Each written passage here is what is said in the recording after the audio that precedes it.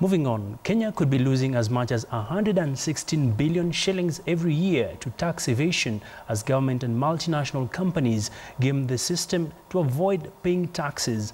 But as Philip Keitani reports, the African Union's high-level panel on illicit financial flows and the UN Economic Commission for Africa have a solution for the mayonnaise. Besieged by a combination of high and rising fiscal deficit and a widening current account deficit that are putting pressure on the economy. But according to the Tax Justice Network Africa, this situation is being worsened by tax avoidance schemes that are bleeding up to 8.3% of government revenues, depriving the public of billions of dollars of tax-funded investment.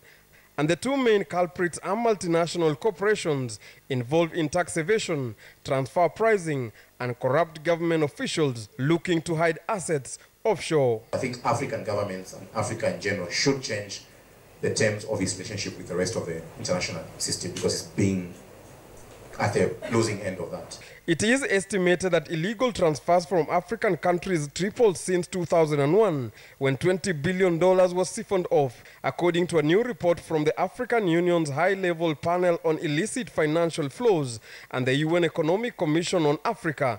The continent has lost a whopping $850 billion, or 84 trillion shillings, between 1970 and 2008. For African workers, tax is important. Our young men and women that cross the desert, the Mediterranean Sea, that deliberately volunteer and donate themselves to second slavery.